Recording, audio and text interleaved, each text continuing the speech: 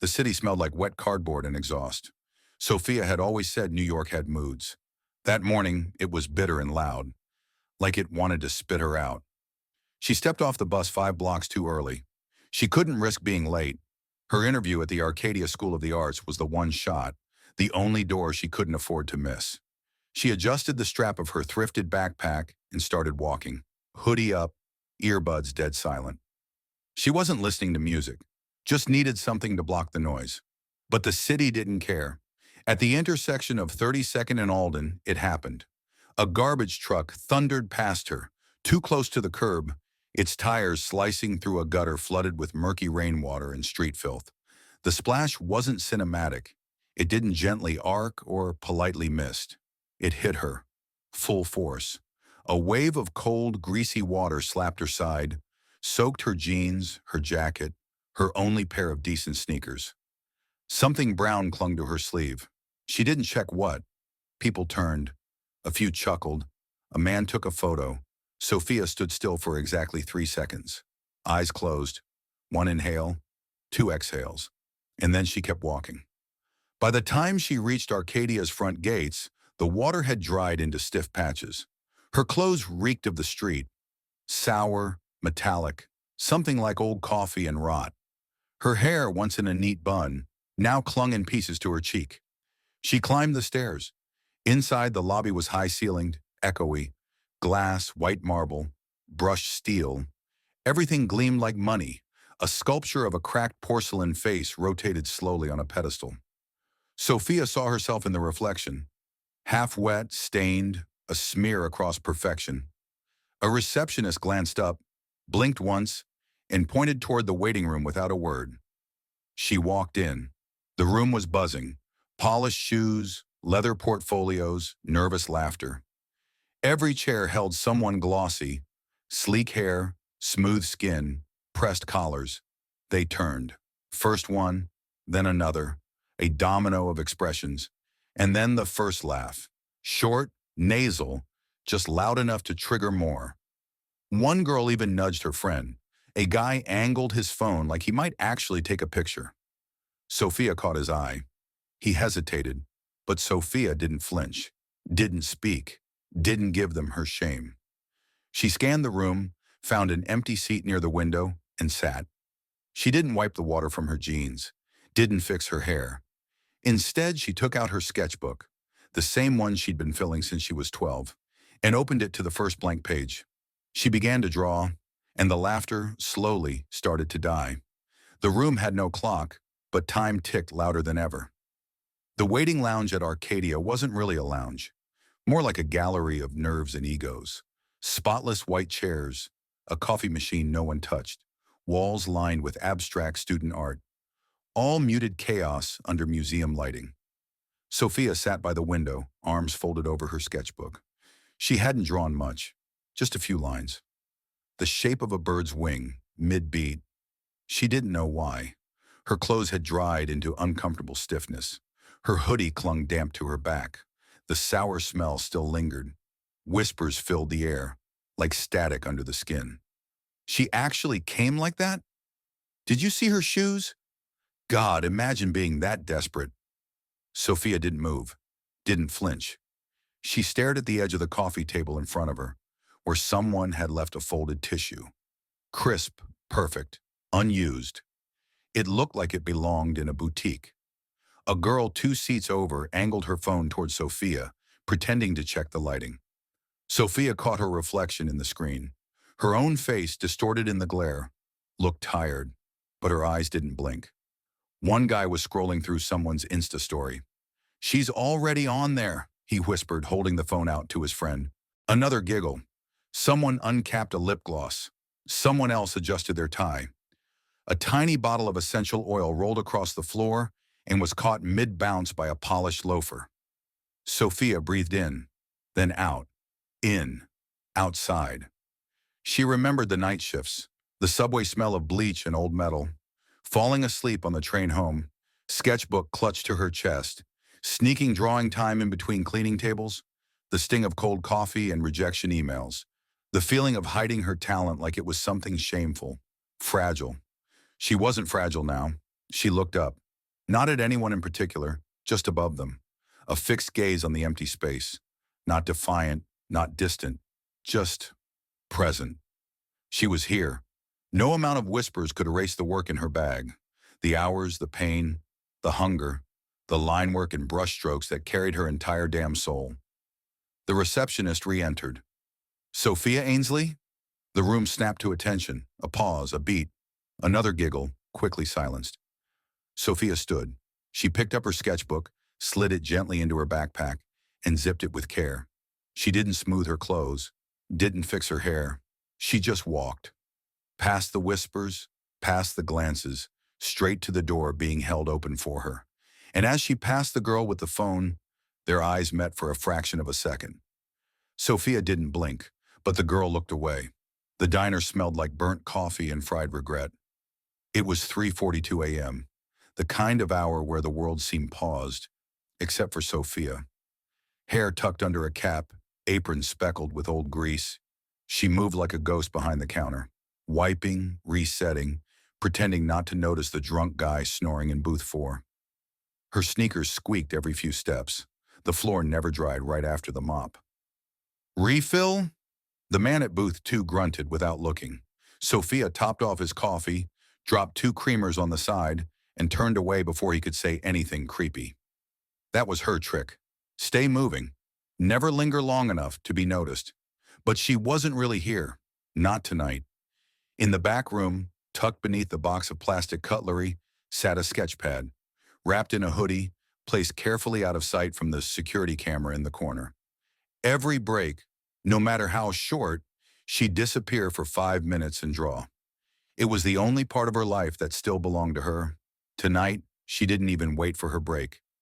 When the clock hit 4:10 and no one was watching, she slipped into the stockroom, locked the door, and sat on a crate of napkins. The sketch pad came out like a ritual. Hands gentle, reverent. She flipped to the final piece, a charcoal portrait. Dense, textured, emotional. She was reworking the shading around the eyes, the hardest part. Eyes always told too much. She checked her phone. Submission deadline, 8 hours, 12 minutes. The Arcadia Scholarship Portal, one shot to break out. To be seen not just as the girl who sketches after her shift, but as something more, something real. Her fingers ached.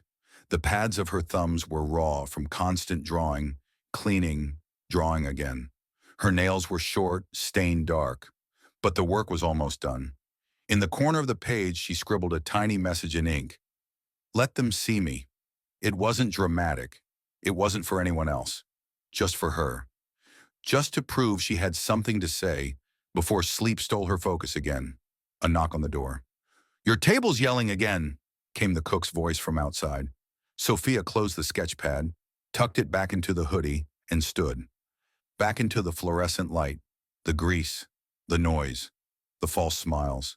She could fake it for 4 more hours. She'd done it every night for a year. But tonight was different. Tonight, she had something in her pocket more powerful than tips or time and a half. Hope. The sky outside her window was turning from black to bruise. Sophia sat on the floor of her tiny room, knees pulled up, laptop balanced on the edge of an old milk crate. Her phone buzzed for the 6th time. Messages from her manager, probably asking why she hadn't picked up an extra shift. She ignored it. A half-eaten protein bar lay forgotten next to her sketchbook. Coffee had gone cold 2 hours ago. Her fingers trembled over the trackpad. 10 minutes remaining, the portal said. She triple-checked everything. The digital scans of her artwork, the personal statement, the recommendation letter she'd begged from her old art teacher, the portfolio video she'd edited on a borrowed school Chromebook at the library.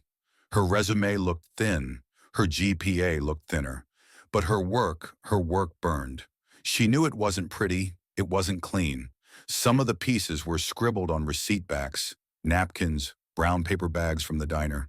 But they were real. Raw. Lived in. Like her. 5 minutes remaining. She clicked through the final review. Her thumb hovered over the submit button. One deep breath, another. She thought of her mom, not because they were close, but because she knew her mom would have told her not to get her hopes up. She thought of the girl in the waiting room with the lip gloss, of the judge who might glance at her work for 3 seconds and toss it aside. She thought of all the applications going in from people with private tutors, oil pastel sets that cost more than her rent, studios with natural light. Then she thought of the charcoal on her fingers, the skin under her nails, the hours no one saw. She hit submit. There was no confetti, no music, just a spinning wheel and then a single green check mark. Application received. Sophia stared at the screen. Her hand went to her mouth, not to hide a yawn, but because she suddenly, desperately wanted to cry. The kind of cry that lives behind your ribs for months. The kind that doesn't ask for permission. Her shoulders shook once, just once. Then she closed the laptop. She lay down, still in her hoodie, and curled into the blanket that never reached her feet. Sleep didn't come easy, but submission did. It came in a plain white envelope. No gold seal, no fancy handwriting, just a return address. Arcadia School of the Arts, admissions office. Sophia found it wedged between a grocery store flyer and an overdue electric bill, bent at the corner like it didn't matter. She didn't open it right away.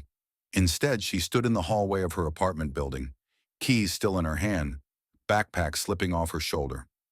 Her fingers shook, not from fear, from disbelief. She had forgotten what hoping felt like.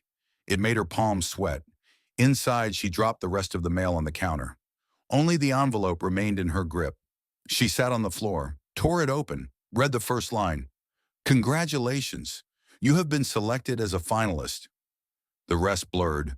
Her vision swam. Her mouth went dry. She read it again, then once more, just to make sure she hadn't hallucinated it into existence. Her body didn't move, but her heart sprinted. She pressed the letter against her chest, not in a dramatic way, more like she needed something to hold, or else she'd float off. She laughed. Then she cried. Then she laughed again through the tears.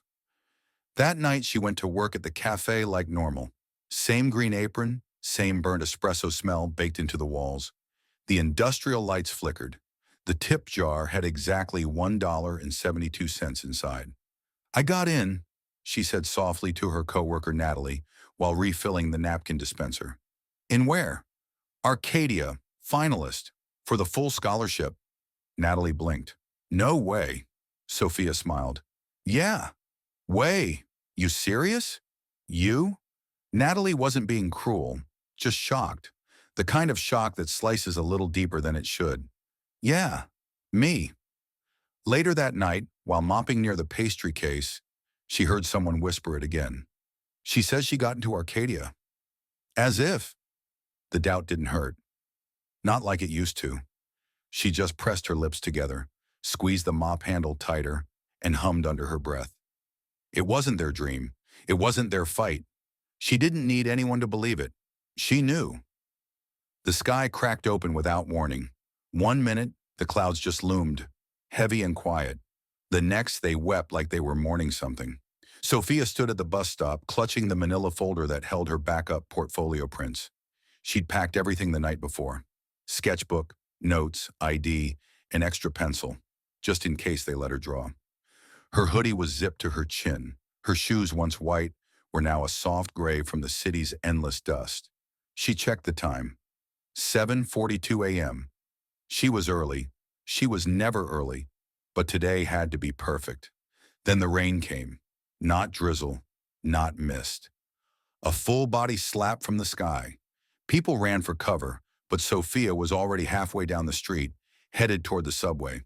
She didn't own an umbrella. Her hoodie sagged with water in seconds. Her shoes squeaked. Her socks soaked through. She cut through a side alley she always used as a shortcut.